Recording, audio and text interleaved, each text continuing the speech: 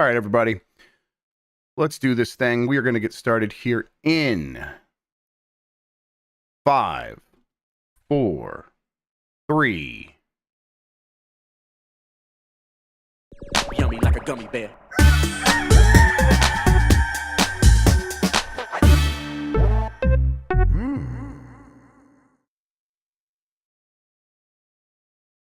It's the internet. You're busy. Let's do this for October 10th, 2024. For the next hour or so, let me help you sort through the world of gaming on Game Mess Mornings Live with me, Jeff Grubb. Today, Nintendo has a mysterious new feature it's testing for Switch Online. You know what that means. Miiverse is back. But first, please join me in welcoming today's co-host to Game Mess Mornings. It's Jan Ochoa. Jan, how are you doing? A completely abysmal, Grubb. Everything down the toilet. But that's okay. We're here. It's good right now, at least. Yeah, it's good in this moment, and everything going down the toilet is trying to find a silver lining, struggling.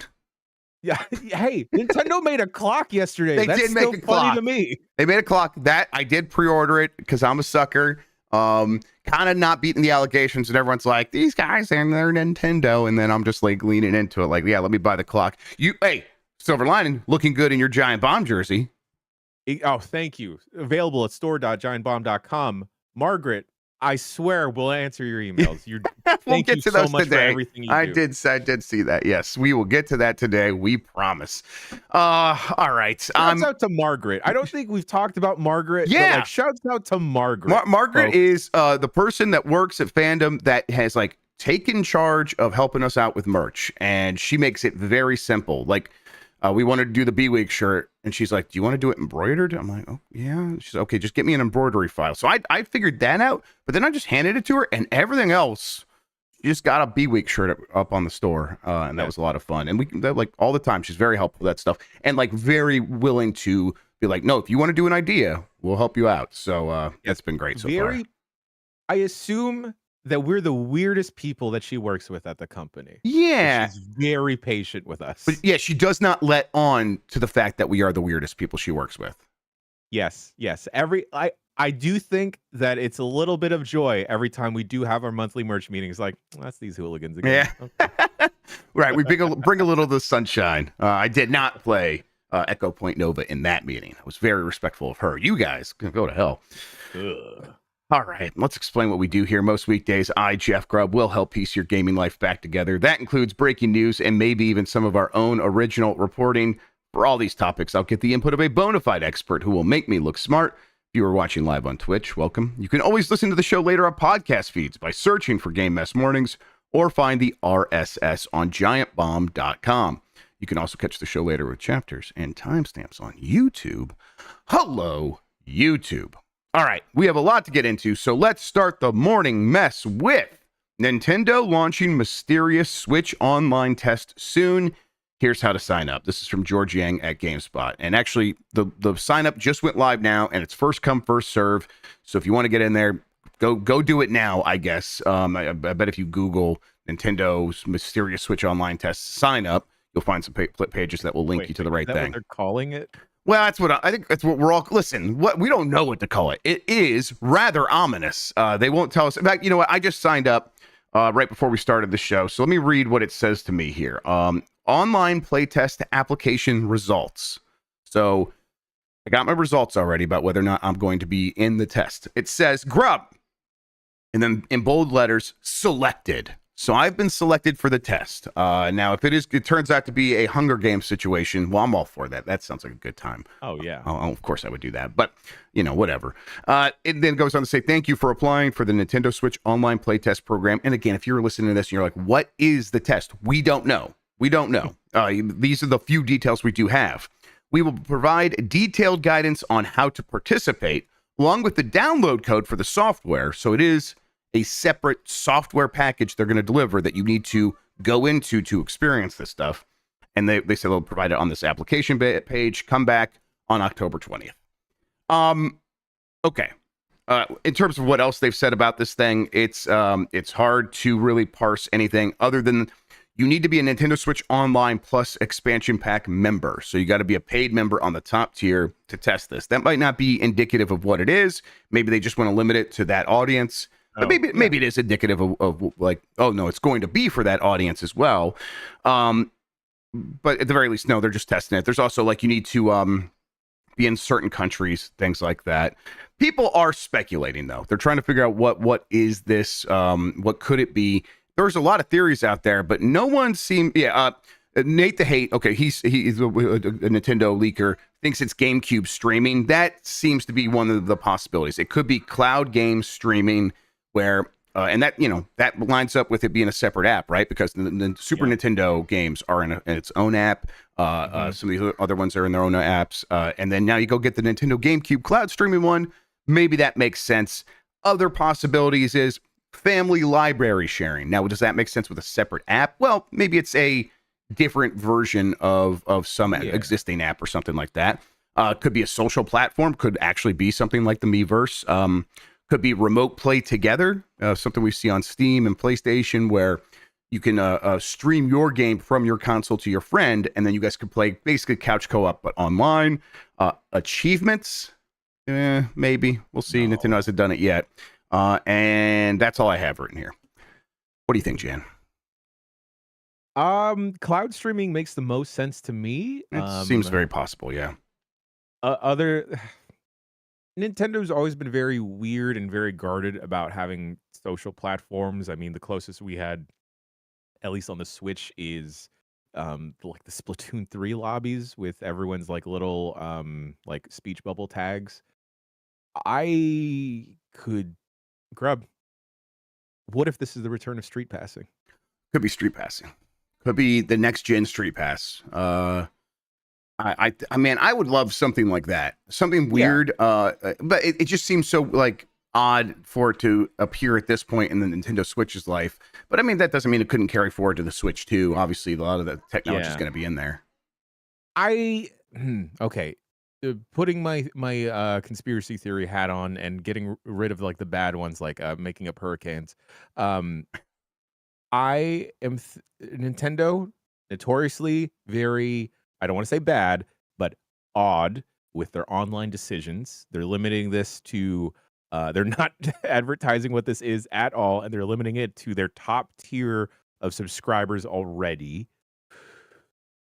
I think it makes the most sense, Grubb, for this to just be like, hey, we're just trying to limit access to and test out some type of multiplayer thing. Now, what that multiplayer thing is, I could see this being that thing you were talking about of that remote playing together. Like that was a big thing on the Nintendo DS. Like if you were the friend where you didn't have Mario Kart, you just had a friend, you just linked up with your friend wirelessly and you were able to play that game.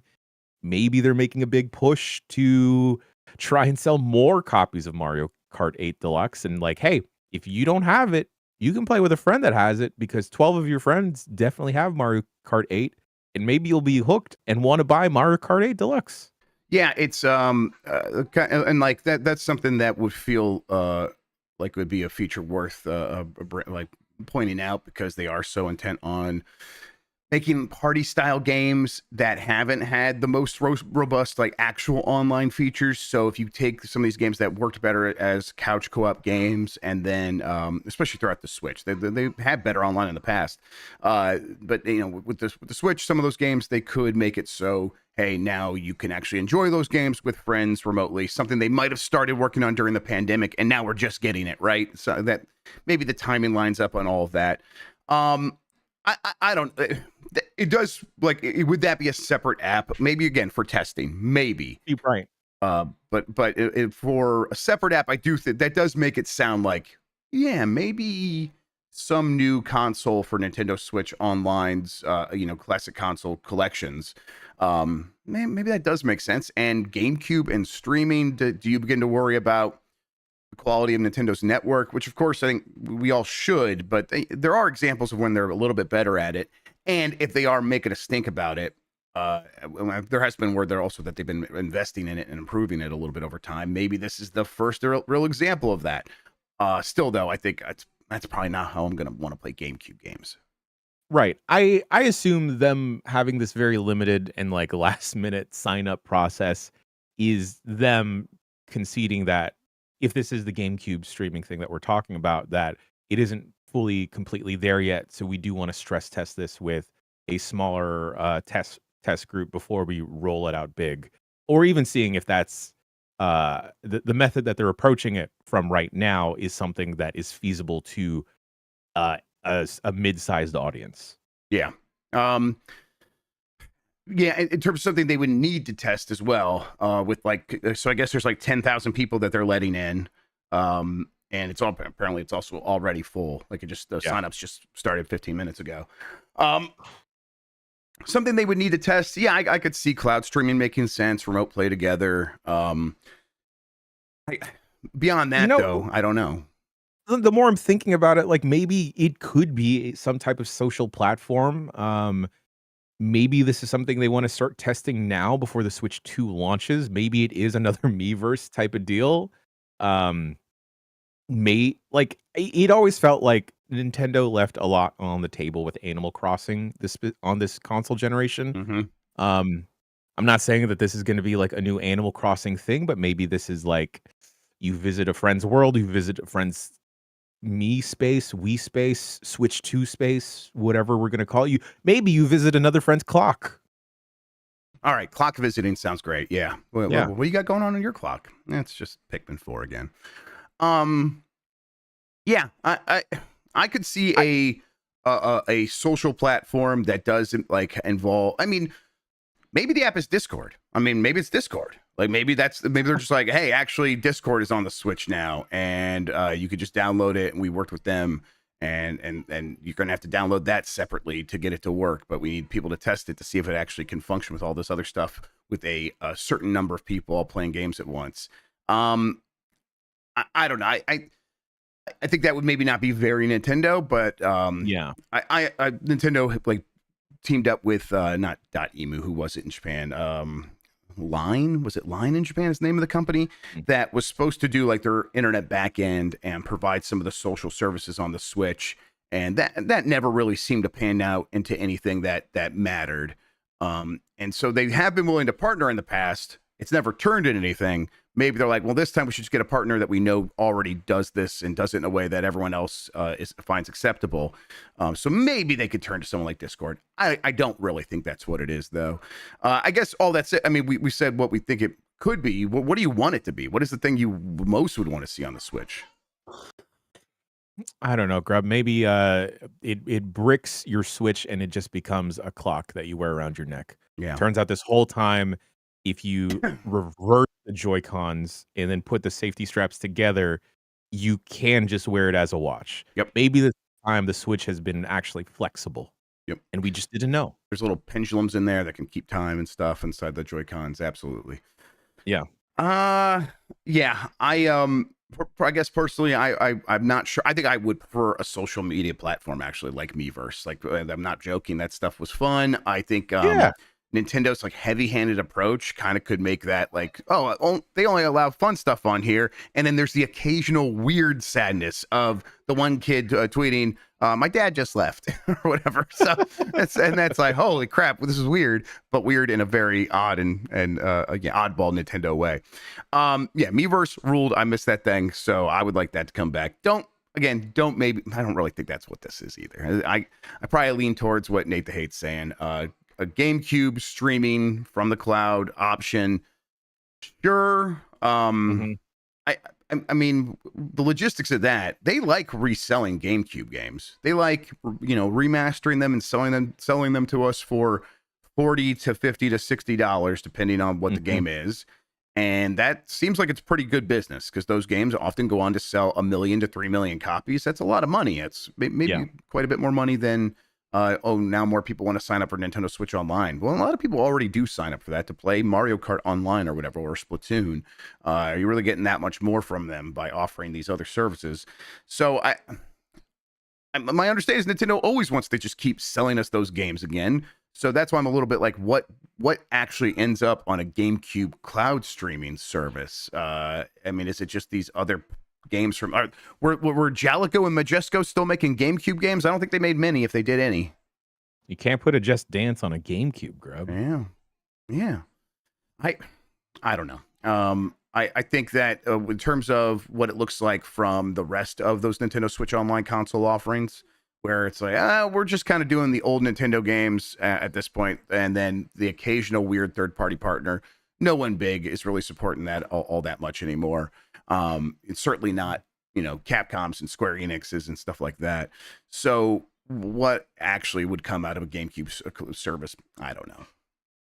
Also, folks at home, temper your expectations, y'all. Oh yeah, for sure.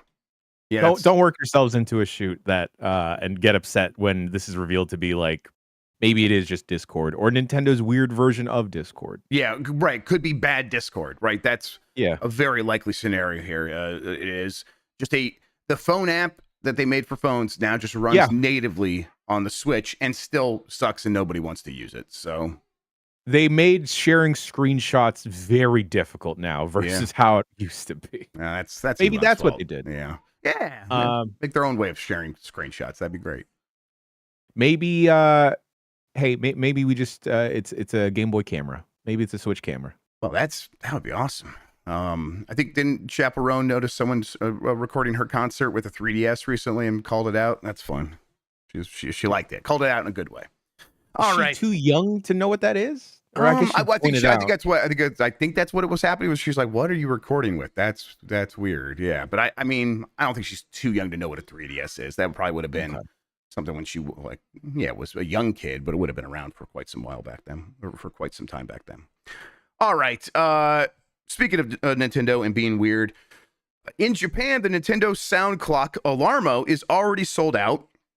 Future sales will require a lottery. This is from My Nintendo News.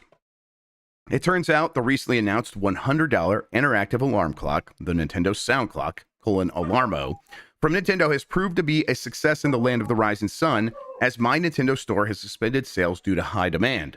The company says that they will be switching to a lottery-type system, which is common in Japan. I think they're actually doing a lottery system for that mystery test as well. Nintendo said in a message that they will continue to progressively increase production. Due to the extremely large number of orders we have received, we are currently suspending sales at My Nintendo Store. We are preparing to change the My Nintendo Store's sales method to a lottery for Nintendo Switch Online subscribers, so please be patient. Yeah, I mean, I wonder how many of these things they were planning to make in the first place, but also, I mean, I bought it. I think Dan and Mike also got it. So they are getting the suckers. And then in Japan, there's a lot of people who just love Nintendo stuff. And it has the stuff that has popped off recently in Japan from Nintendo. That being, Pikmin is one thing that was very popular in Japan. Splatoon, astronomically popular in Japan. And that was also on there. So I think people are just like, no, we love that stuff. Give us anything that has that stuff in it. So kind of maybe helps illuminate why Nintendo does these kinds of things sometimes, right? 100%. I feel like, Japan will match Nintendo's freak as well as the Nintendo marks out there. And I say that affectionately. Nah, you don't need to. I think it's just hilarious that it's if PlayStation made a clock that watched you while you slept that was kind of not poorly made, but just, oh, that's interesting. That screen doesn't even match with like the black of the clock. It looks like it's a bad lineup job. Why not make the whole circular screen the screen? Yep. Or like, I guess Xbox made the fridge, but that was a goof. They made a toaster too, right? I can't remember, but yeah, go ahead. Right. I think we would clown on it more, but when Nintendo does it, it's like, well, that's quaint. What are you guys doing? Why? Yeah, it feels like this is in line with the weirdness we expect from Nintendo. So it's not such a deviation from the mean. Where if Sony was trying to like get cute, we'd be like, you're a consumer electronics company. Just stay in your lane a little bit. Yeah. But yeah. So I agree. The Nintendo gets a little bit more leeway here for sure. But also, they're doing it in the cute and fun way that a lot of their audience seemingly wants. So yes, so the fridge, they did that as a goof. A lot of people bought that fridge. That fridge is also still on sale. You can go get one at Target now, I think. So like there's been a certain level of popularity for that as well. Yeah, I've got one. I did buy it before I realized that it's like if there's two people in the bed, it doesn't work as well. You have to you can't do the motion thing because the person that remains in bed will be like they keep setting it off, so you just got to actually just turn it into a normal alarm clock with a button. So it loses some of the charm. Also, I'm saying all this, I'm almost certainly going to use it a couple of times and then give it to one of the kids, probably. That'll probably be how this thing actually goes. So Yeah. It's one, like, I'm excited to buy it because, again, sucker, excited to have it or use it. That is a whole different discussion, actually. As weird as that is. Yeah. I mean, I could see a lot of folks just, the collectors out there wanting, this is a new weird piece of tech from Nintendo that may disappear in a little bit. Let me go put this next to my Labo and my Ring Fit, Ring Fit Fit. Yeah, the Ring Fit Adventure Ring. Yeah, one of those. Yeah. Grubb, here's my, I still have a conspiracy theory. Please. Hat on. What if Nintendo is just testing the desire for a time-telling device, and they got you at home now? What if they got you everywhere else? What if they were following? I'm still on it, Grubb. I am 100% still on the watch. Watcho. Watcho's a pretty good name, actually. I like that. It's we got to read the tea leaves, Grubb. We do. We gotta do some work here. We gotta use our creative juices. Also, this is just me thinking. Nintendo is gauging what gadget has kind of disappeared from modern society. I can't remember the last time I had a friend say, "Man, I got this new alarm clock, dog. Check it out." We have alarm clocks. They're called phones. Yeah, exactly. I'm trying to think what else did I have around my house that Nintendo could just take over that weird appliance market. Sure, a analog or a wired telephone, like just something you put on your wall. Yeah. You only get calls from Wario and Reggie Fils-Aimé. All right, Grubb. If I don't get my watch, if I do not get my Nintendo Switch 2 watch wearable, all right, this is my new desire. A Nintendo, Doug Bowser, get ready to cut the check. Nintendo walkie-talkies. Imagine that. Sorry, the kids talked to me right when you said the thing. What was Nintendo what? Walkie-talkies. Listen, I love walkie-talkies. I'm a grown man. Of course I love walkie-talkies. You pop out one of the new Joy-Cons and Waco Tacos, right? You bust out one of the Joy-Cons. You're like, yo, Grubb, where you at? And then you bust out your other Joy-Con. I'm like, oh, I'm right behind you, Jan. I love it. Yeah. So walkie-talkies that are also Joy-Cons that you connect to your... Yes. Yeah, okay. I'm fully on board for that. Yeah, that rules. Let's do it. Someone send me the money, please. Little update about the Nintendo Switch Online test thing. It's a 2.2 gigabyte download. So it's like, it sounds a bit big maybe for cloud streaming. Maybe not. Who the hell knows? It's probably right in line. Maybe we can't glean too much from that. But Nintendo does recommend using TV mode and a wired connection during the test. It's cloud streaming. That sounds like cloud streaming to me, actually. But again, we'll see. Maybe it's like a voice connection or something like that. So, and then when you have a wired connection, but we will find out not too long. In fact, about 10 days, we'll have a good idea of what's going on there. Okay, let's keep moving here. Actually, you know what? Let's take a quick break, excuse me. Then we'll come back and we'll talk about October's PlayStation Plus games. We'll talk about Overwatch Mobile and more right after this.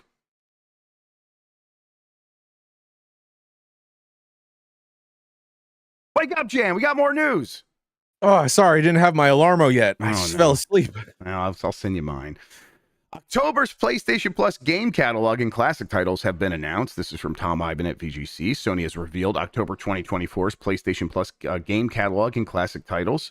Unlike October's PlayStation Plus Essential games, which are available for all subscribers to claim, game catalogs, downloadable PS4 and PS5 titles are only available for extra and premium tier members. Those essential games, by the way, are WWE 2K24, Dead Space, the PS5 one, and Doki Doki Literature Club Plus. For PlayStation Plus Extra and Premium, both of those subscriber tiers will get Dead Island 2, the Two Point Campus, the Dark Pictures Anthology, The Devil in Me, Grease is how we say that one, Return to Mucky Island, Ghostbusters Spirits Unleashed, Firefighting Simulator, The Squad, Overpass 2, Tour de France 2023, and Tom Clancy's Ghost Recon Wildlands. That is, it says the asterisk here is PlayStation Plus re-release. Oh, okay. Then PlayStation Plus Premium tier. This is the highest tier. This is the one that gets the classic games. Those classic games include the Last Clockwinder. This is actually a PSVR 2 game, a VR2 game, which I guess maybe those are also locked to premium tier. Seems like it. Dino Crisis, Siren, and R-Type Dimensions EX. I guess that Siren is a improved version of, because apparently it was still playable previously through the service, but it didn't work very well. And apparently now this is going to be a PS5 version or updated version. So that'll fix some of those issues for some people, I suppose. Sounds pretty good. You subscribe to PlayStation Plus these days? Here's the thing, Grubb. I don't know. Every time we cover one of these stories, I forget which one I'm subscribed to, let alone if I am subscribed to one. Yeah, I think what I did is I did just see me get charged for Xbox Game Pass Ultimate the other day on my PayPal. Yeah. So okay, I'm still paying for that. And then I know recently, I forget what I was trying to play. I was trying to play something online on the PlayStation 5, and I just said screw it. And I bought a whole year of, I think, premium. Still to this day, don't know if I've played one of these classic games on the PS5. 100%. Same boat. Well, have my money. I acknowledge that is a user problem versus how PlayStation has been handling it. Because whenever they do announce, last couple of months at least, whenever they do announce this PlayStation Plus lineup, people do get pretty juiced and excited over what is getting added. Oh yeah, people seem to be pretty happy with these services now, especially the extra tier. The extra tier has continued to be a pretty good deal for most people, especially if you don't have a lot of these games that are getting added to the back catalog library. 100%. And it's cool seeing games perhaps getting a second life on the PlayStation 4 and PS5. Like Dead Island 2, I didn't really have any problems with. It was just solid. Just ran out of time. I'm not familiar with this Dark Pictures game, but 2 Point Campus is a solid one of those. It's so funny, Grubb, to think about how many kart racers there are on different platforms, like Overpass 2. I'd never heard of it. Is that a kart racer game? It's like a ATV racing game. Oh, sure. Right. Okay, yes, I remember seeing this before. Like ATVs. So pretty good library, as people point out. Like the extra tier also gets some good indies on day one. So that's probably where I should be, but I'm like, I do the thing and do the medium popcorn thing. Well, if I'm already spending this much money and it's only that much more to get the premium tier, I should just do that. And I should go play. I think they put Mr. Mosquito on the service the previous month. I should go play that on there. That's what I should do with my time and the money I've already given them. Yeah. All right. Overwatch Mobile is apparently in development at Blizzard, according to Jason Schreier's book. This is from Javier Escribano at Game Reactor. Overwatch franchise has had more downs than ups recently with the cancellation of Overwatch 2's PvE mode, which was actually the main draw of the sequel, as well as the slope in player engagement or the exhaustion of the hero shooter genre as a whole. There's still a future to Overwatch, though, and one of Blizzard's gambles could end up being very successful, as it has been reported that Overwatch will get a mobile version. It is unclear when that will happen, though. The source is this is from Jason Schreier's book. Dexerto read it, took that as an excerpt, made it into a news story. So we might lose some context here. That's how these things go sometimes. We're getting the game at Telephone again. I've pre-ordered the book. Mine's not come yet. I think it's going to get here maybe today, actually. But yeah, I have not read this myself. So again, could be losing some context. All that said, makes a lot of sense, because what do we always say when we talk about, like, when you have one of these shooters, especially a free-to-play one, you got to be everywhere, and that includes mobile, and Overwatch is not left out of that conversation, right? 100%. I even think that Nintendo is in on this market with Pokemon Unite. I don't know what the player numbers have looked like, if they've stayed pretty consistent being on mobile and Switch and everything, but this just seems like a no-brainer, especially if you already have all of those existing assets. Try and squeeze more juice out of people.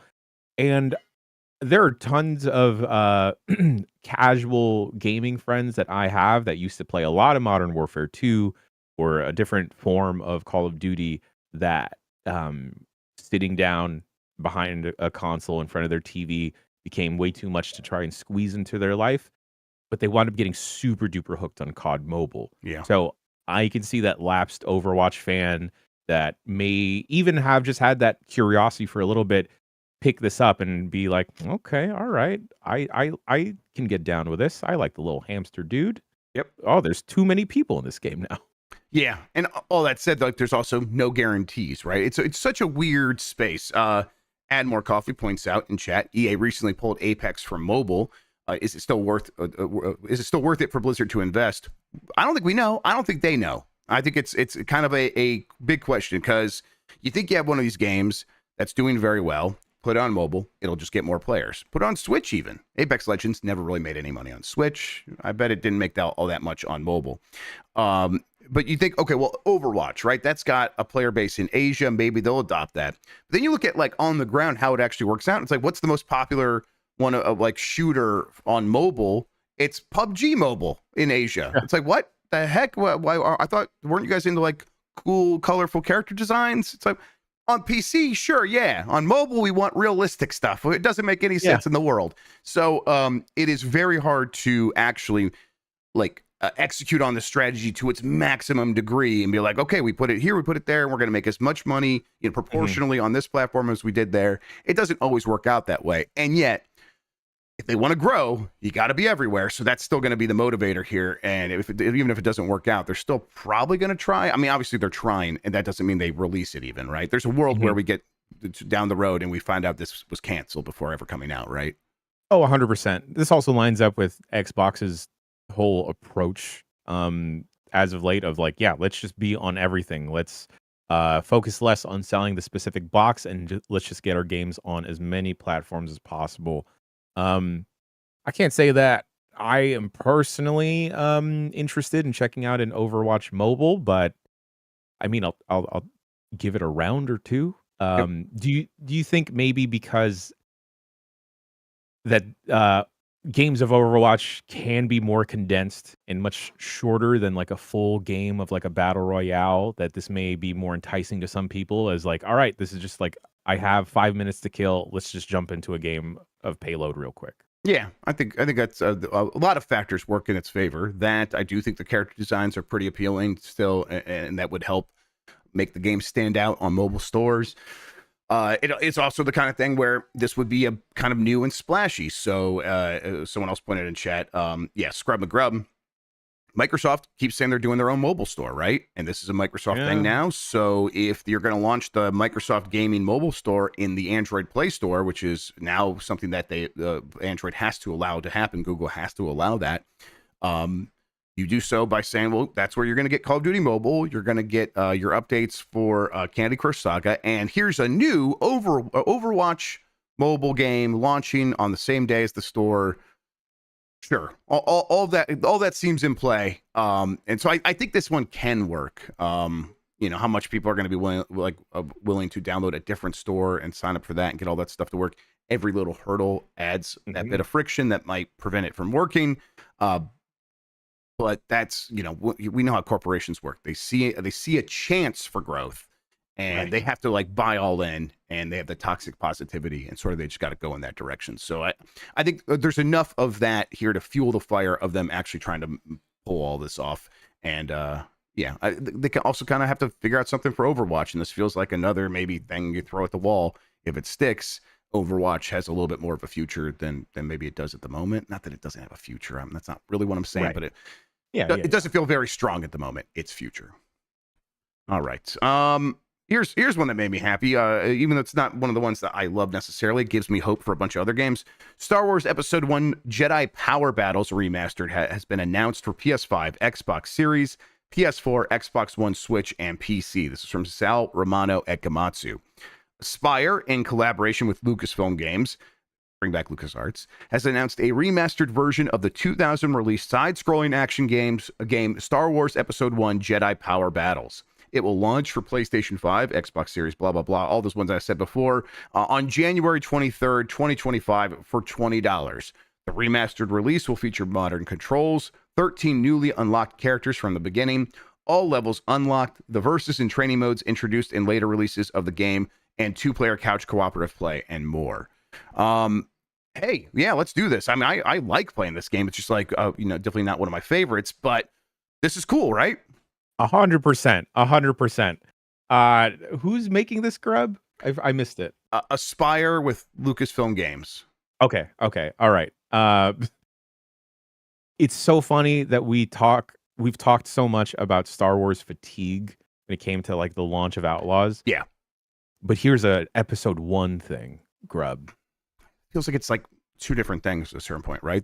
Yes. The nostalgia for the prequel trilogy kind of is Yes. existing over in its own little orb, and anything that is coming from Disney right now, I don't feel this way, but anything that's coming from Disney feels like an assault on that fun memory that a lot of young people have for that prequel trilogy era. So, yeah.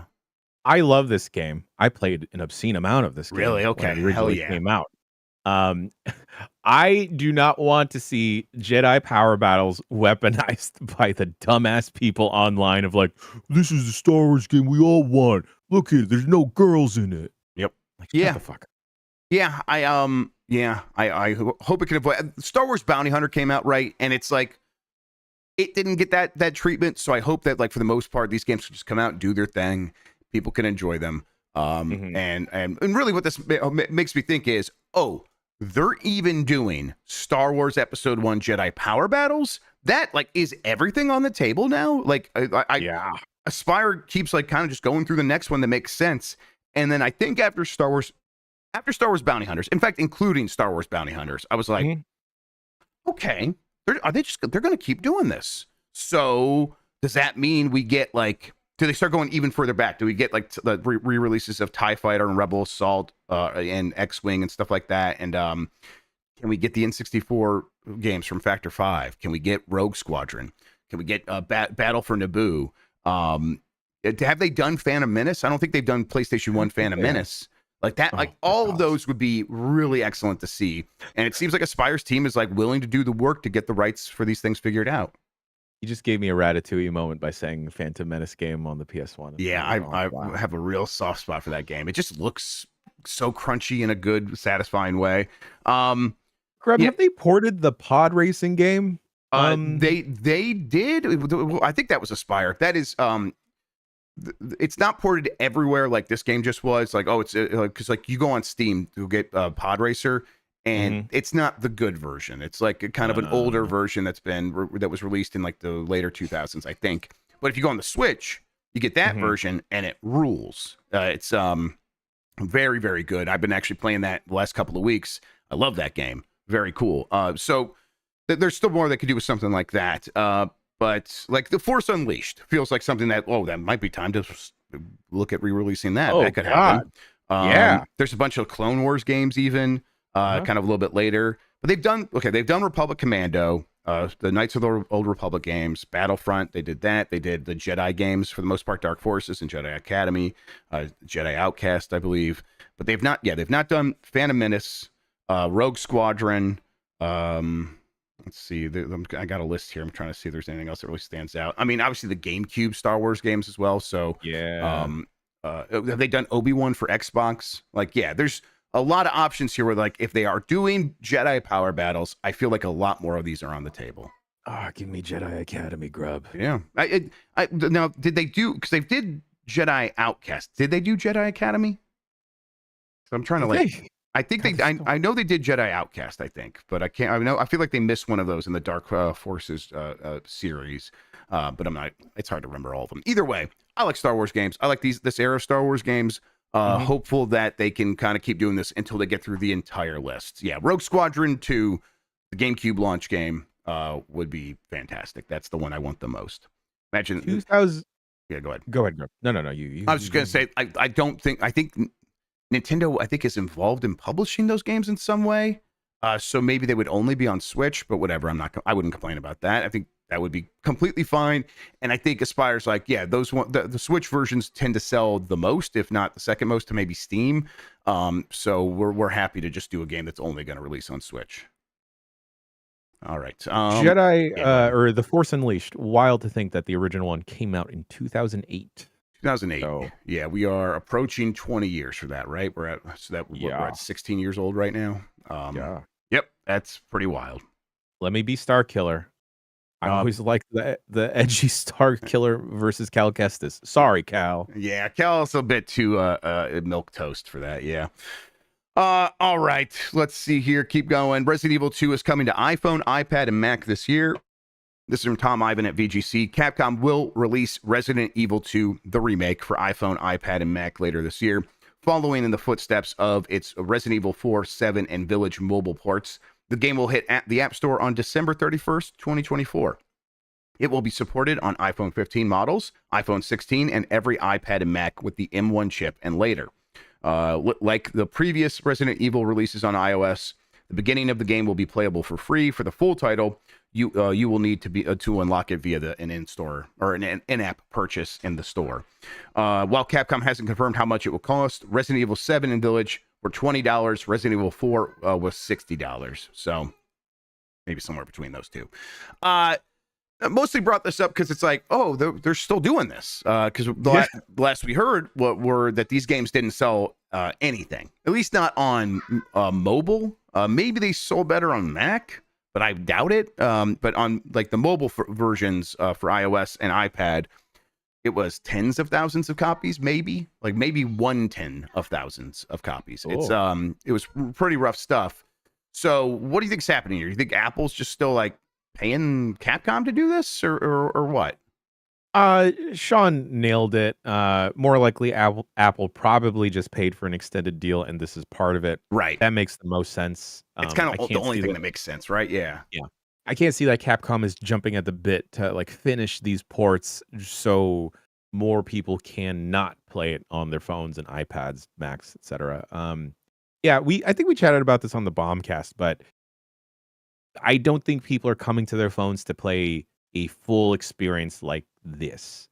Even on an iPad where like an iPad specific power user is conditioned to play still not conditioned to play this type of game, right, Grubb? Like right. it's definitely not small bite-sized experiences versus like a full campaign of a game. And just the value proposition is so off, right? Yeah, they just anything that like starts at more than $1 is not even considered. And honestly, the things that cost $1 also aren't considered. They go for all the free games, period.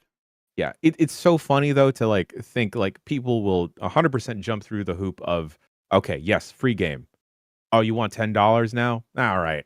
And then that loop happens at least 2-3 more times that it winds up equating to a full price game eventually down the line. But me, if I'm seeing Resident Evil 4 is $60 on my phone, I'm like, no, thank you. Yep. I do say, I will say though that, these things this is a pretty impressive thing technologically, because Resident Evil 2, Resident Evil 4, Resident Evil 7, Village, all these games, beautiful games. And when you run them on your PC or your consoles, there's an active cooler cooling those chips to keep them cool enough so they don't overheat to actually run these things. And this is going to run on a MacBook Air with an M1 chip that has passive cooling, that doesn't have any active cooling on it or whatever. That's wild. And I think it shows that the future really is these RISC architecture chips, these ARM chips that are way more efficient and are getting super powerful. It's pretty incredible stuff.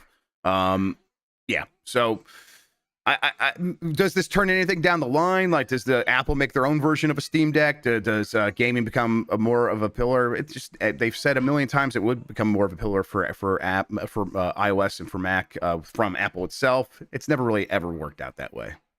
I swear I just let a 3-month Apple Arcade trial period lapse because I just didn't claim it. And then I think Apple sent me an email this morning saying like, hey, we extended it if you want to sign up for it now.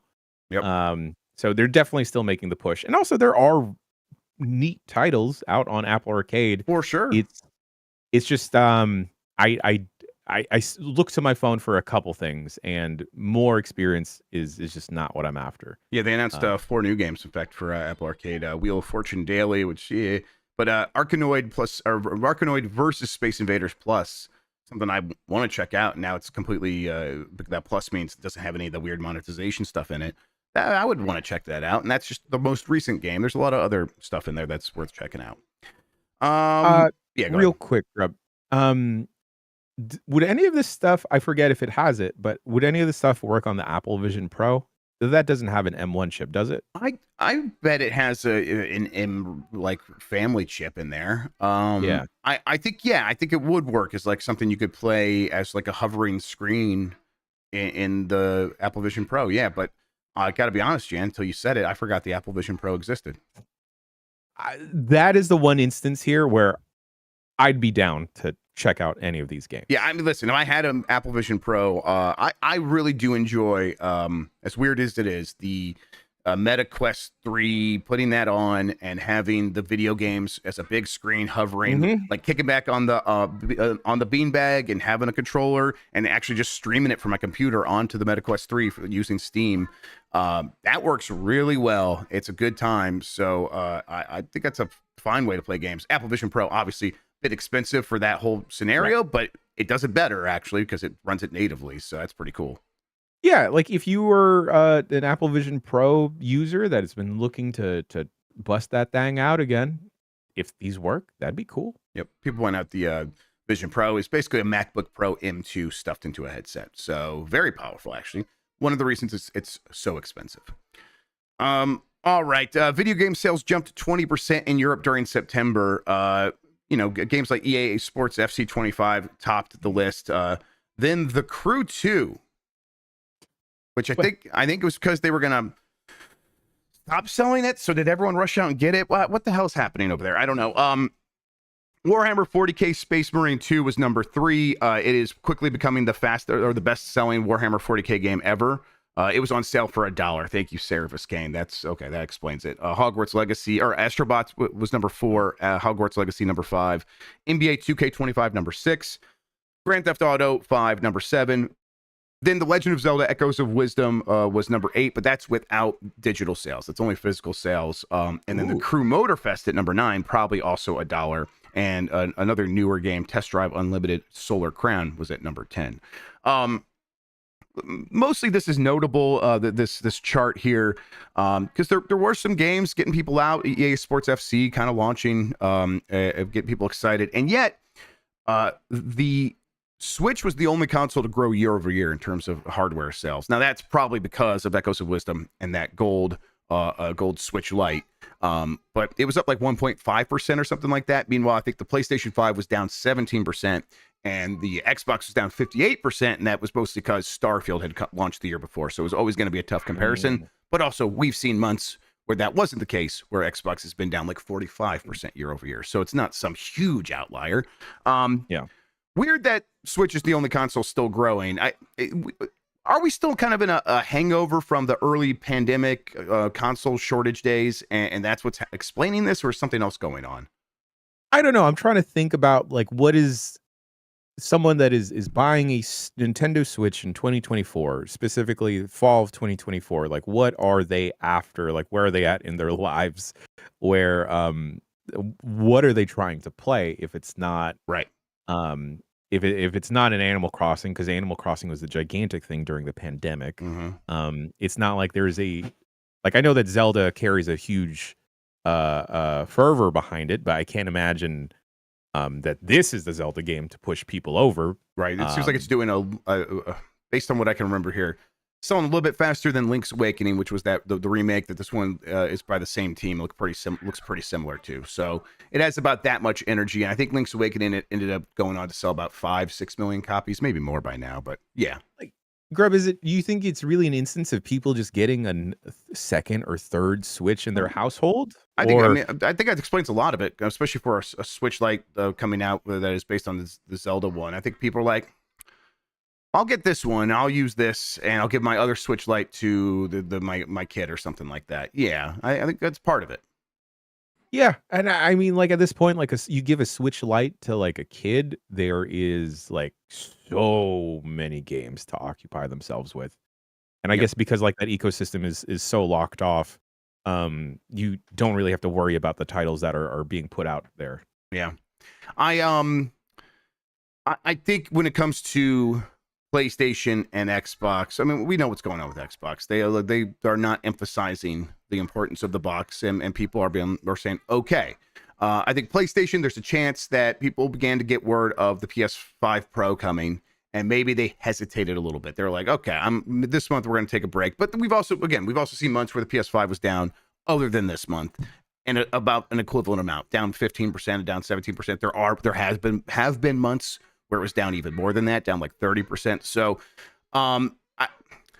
if we were trying to like say, no, maybe there is something happening here, I think it probably would be consoles are still pretty expensive, and the people who wanted to get one did get one. There was maybe a glut of rushing out to get these consoles to the point where people were holding on to extra consoles. Some scalpers were holding on to extra consoles, and then maybe they flooded the market when it was time to cash in on that, and so then maybe they sold them at a loss or something like that. So I think that the consoles just don't feel like they're growing right now. That, like, overall, just doesn't feel like there's a lot of new console gamers joining the market, and I think that's the underlying scenario here, right? That feels accurate. There's also I hate Grubb that it does feel like we are in the lull before the Switch 2 and GTA 6. Yes. I think that when I see these numbers, it really does make me think like, oh, a lot of the market is waiting for the Switch 2, because they feel like that's the one thing they feel like they can rely on to grow. And we'll see if that even happens compared relative to the Switch. But yeah, I think that people are waiting on that, and of course GTA 6 will kind of just change the how everything works.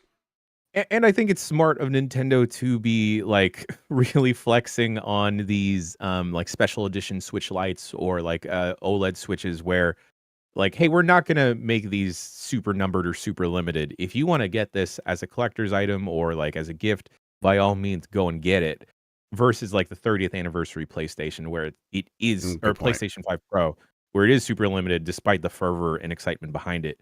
Looking at this chart though, I am pretty jazzed for Space Marine 2 to get a lot of love, because it's a solid game.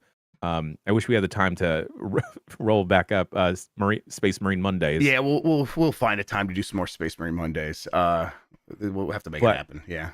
The nerd in me, Grubb. The nerd in me, I scoffed at first at seeing Hogwarts Legacy on this chart. And then I realized, oh, it's for September. These fucking nerds are trying to start their year at Hogwarts because it's September. Man. Yep, nerds. School year started. Yep. I'm a Hufflepuff. Astrobot at 4. I think this is like the second month on the chart for that, right? So still being at 4 for Astrobot is pretty good too. Like to see that. Okay, last little thing here. Following its EA split, FIFA is partnering with Konami for eSports. This is Randy Robinson at VGC. This is not, Konami is making the new FIFA games. What this is FIFA has the eSports World Cup, the World Cup E or whatever it's called. FIFA E World Cup. There it is. And now, instead of having EA Sports games there, having the FIFA games there, they will have eFootball from Konami, which used to be Pro Evolution Soccer. And that's basically just like they have completely broken up with EA, which we've known, but it's interesting to see Konami kind of filling in that gap. Maybe that does lead to a FIFA partnership for the eFootball games down the line, but the whole reason that EA and FIFA broke up in the first place was FIFA was asking for $1 billion for the naming rights, and we see how EA Sports Football Club works today without FIFA. It was really just for the name FIFA, because everything else is pretty much the same. Yeah, they won't have the World Cup in there when the World Cup is here. They got all the players, all the teams, all the leagues. They got more leagues and more players than ever. So it's like, what services what value was FIFA really providing? Not all that much. So is Konami, a company that makes quite a bit of money, is successful, but is maybe not making as much money from their football game as EA is? Are they going to pony up $1 billion to the FIFA name? Probably not, right? I can't imagine that Konami would. But that being said, Konami's been making very odd moves in the last couple of years, so I wouldn't completely put it past them to explore this as another means of making money. Yep. Well, Konami like money. Konami do like money. Konami, make a new Castlevania game already. What is going on? The rumors are out there. VGC, Jordan Midler, Andy Robinson. You said it would happen. It better happen. Come on, Jordan. Andy, Andrew. Give me my Castlevania. All right. that does it for the news. Let's get to the poll question, which I will pull up over here. Right now, I have a Guilty Gear song on your screen. There we go. Okay. The questions. We had 2 questions, actually, from yesterday. First, are you getting Nintendo Alarmo? 9% said yes. 35% said no. And 56% said they're rubbing their temples in sign and saying WTF. So that sounds about right. I am a proud 9%er. I hope that doesn't have any negative connotations. The other poll question, bonus poll, which is better, Duck Hunt or Wii Sports? Duck Hunt got 27% of the results, and Wii Sports got 73% of the votes. So Wii Sports keeps winning. Sorry to Mike Minotti, who, of course, favored Duck Hunt when he was given this option. Mike Minotti is only a couple years older than me. Right. But that is the most boomer ass take I had ever. Mike, I love you dearly. You are a great human being. And I feel like my life is ultimately better with you in it. He's saying, oh my God, in chat, but he himself knew this was going to be his most boomer take. He said that when he said it publicly. This isn't even about folks liking to razz Mikey and vote against him in a poll. No. This is not it. Mike, the worldwide reach of Wii Sports is insane. There are people still playing it. Old people still playing it to this day. Yeah, and no one is fired up Duck Hunt. Like, I like the idea of Duck Hunt, but playing it wears out so fast. And Wii Sports, there are like, I could play bowling for like a couple hours. Like, we can have a tournament and make it like a drinking game and all that stuff, and that would be a good time. I guess you can make Duck Hunt a drinking game, but I don't think that would be as fun. And eventually, someone's just going to take the Blaster Master, the NES Zapper, take it up the screen and just fire it directly at the screen, and everyone's gonna be like, all right, I give up. Who cares anymore? All right, we got a new poll question. We'll get to that here in a second. Before we do that, though, Jan, Giant Bomb is a website about video games. We got some stuff happening today that people are going to want to know about, right? Yes, we're going to be playing Dragon Ball Sparking Zero on the website. What we'll check out? We'll check out the game. We'll futz around and fools around inside of that. And later today, there's still time, folks. If you have yet to get your voicemails in, call into the voicemail dump truck, because we have our dear friend, Chef Reactions, 707 Exit Flu, Mike Minotti, Dan Riker, Jeff Bacalar, returning to the dump truck, as well as Chef Reactions. Tomorrow, Jeff Grubb. Another episode of Game Mess Mornings. We're going to immediately following that. Tomorrow is going to be a jam-packed day, folks. Jam-packed day. It's going to be a back-to-back-to-back programming, because we will have Game Mess Mornings, and then immediately after that, we will have BCR, a Metaphor Refantasio review cast. We're going to have Lex Luddy on the pod. We're also going to have Jessica Cogswell from GameSpot, Turbo Sean, myself, and maybe we can get the boy Michael Heim on as well. And then immediately following that, Jeff Grubb, almost immediately following that, we have the newest season of Blake Club. And folks, it's Lucy James's turn. It's Lucy's turn. I'm so excited. She is going to be playing. Well, you're going to have to tune in to find out. All right? Yeah. Friday, the big reveal. It's going to go like this. She's got a package in her home right now that I sent to her from Amazon. She will leave to the privacy of her quarters and get dressed up in this costume, come out, and then we'll have her try to guess what game she's playing, because she's still not going to know. So she will not know. It's going to be very fun. You're going to want to enjoy all of that. And again, if you're wondering why Lucy's on Blake Club, 1, that's a great thing. We're happy to have her. 2, she was the loser of the PAX panel, the Blake Club PAX panel, which is a ton of fun. You should go back and watch that.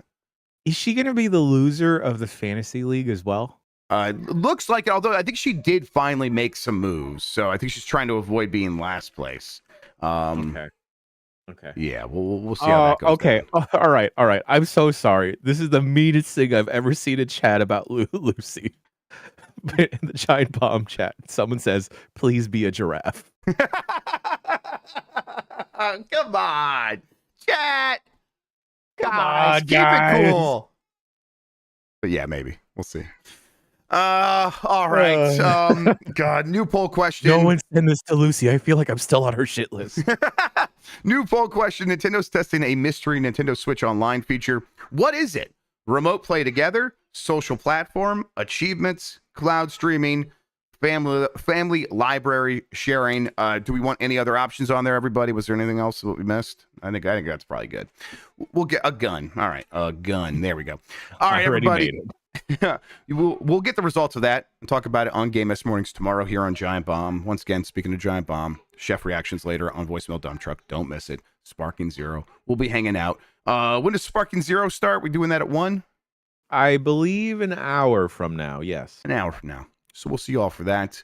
In the meantime, Jan Ochoa, thank you so much for hanging out with me today and talking about video games. I really appreciate it, man. It's the only way to start a Thursday, Grubb. Thank you all for watching and listening. You're the best audience in gaming. And until next time, have a good one. Take care of yourself and go Tigers.